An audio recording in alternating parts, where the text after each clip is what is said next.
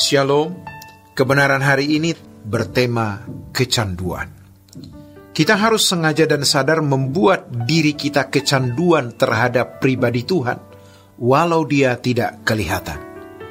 Kita terus meraba-raba, mencari wajahnya, mencari hadiratnya, sampai kita menemukan. Namun jangan anggap remeh, hal ini tidak sederhana. Kalau ada kerinduan terhadap sesuatu lebih besar dari kerinduan kita terhadap Tuhan, itu gejala pengkhianatan, perselingkuhan. Itu langkah-langkah ketidaksetiaan. Kita harus berani memaksa diri kita untuk kecanduan dengannya, untuk hanya bisa menikmati Tuhan. Kalau tidak bisa, karena kita sudah terlalu rusak. Dunia telah merusak cita rasa jiwa kita. Cinta itu bisa dibangun. Makanya, kalau orang tidak berusaha melihat kualitas relasi dengan Tuhan, dia pasti juga tidak berusaha merawat hubungan.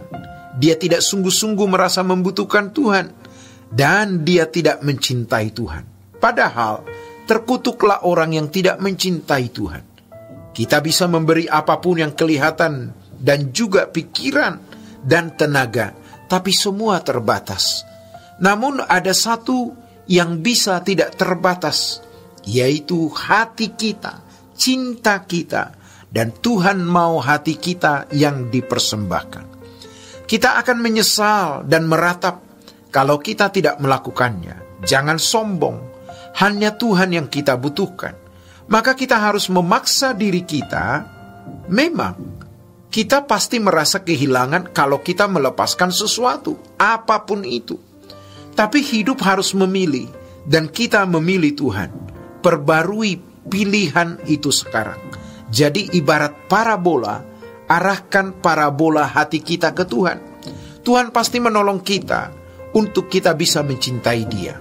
Dalam doa kita berkata, buatlah aku bisa menghormati Engkau, sebagaimana seharusnya aku menghormatimu.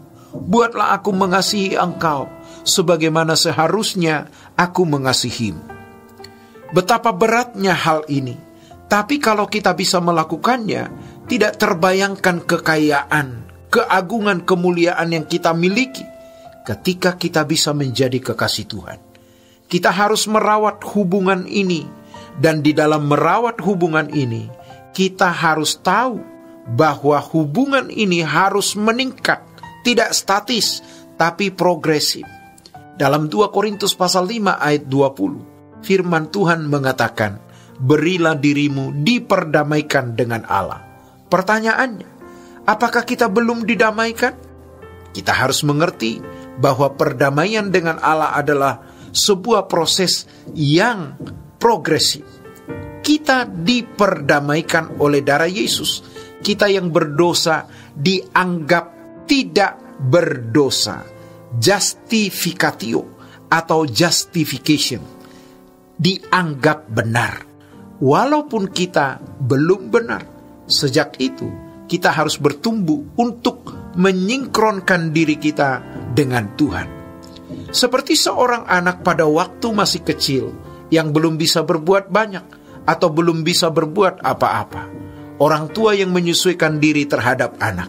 Seiring bertambahnya usia, sang anak harus dewasa dan ia harus mulai menyesuaikan diri.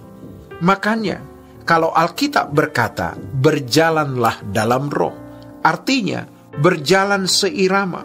Kita yang harus menyesuaikan diri dengan Tuhan.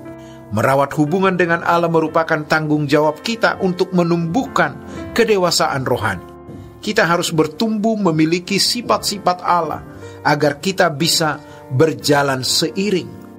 Merawat hubungan dengan Allah itu bukan sesuatu yang sederhana, karena Allah kudus. 1 Petrus 1 ayat 16 mengatakan, kuduslah kamu sebab aku kudus. Mengapa Allah menghubungkan kesuciannya dengan kita? Karena kita harus mengenakan kesucian sesuai standar Dia. Tidak ada agama seperti kekristenan ini yang tidak diatur oleh hukum yang tertulis, tapi diatur oleh Roh Kudus agar dalam segala hal yang kita lakukan sinkron dengan Tuhan. Karakter kita yang buruk, mudah tersinggung, marah, pelit, egois, masih banyak pikiran najis, tentu tidak bisa berjalan seiring dengan Tuhan. Tuhan sedang melatih kita untuk memiliki iman yang tidak berdasarkan perasaan. Tuhan mau melatih kita untuk menembus batas dan mempercayai Allah yang ada di alam yang tidak kelihatan, invisible, real. Jadi, merawat hubungan dengan Tuhan itu artinya membangun kehidupan untuk bisa menyingkronkan diri kita dengan Allah. Tapi ada saat di mana kita mulai bosan, jenuh, maka di situ kita harus belajar melawan sehingga kesucian kita terus meningkat. Kita harus punya satu kerinduan memiliki nama yang ada di dalam hati Tuhan. Maka pada waktu kita meninggal dunia, kita disambut di rumah Bapa menjadi kekasihnya. Maka makin hari hubungan kita harus semakin harmoni, dari anak kesayangan menjadi anak kesukaan. Ketika Yesus keluar dari air baptisan, Allah menyatakan, "Ini anakku yang kukasihi, kepadanya aku berkenan."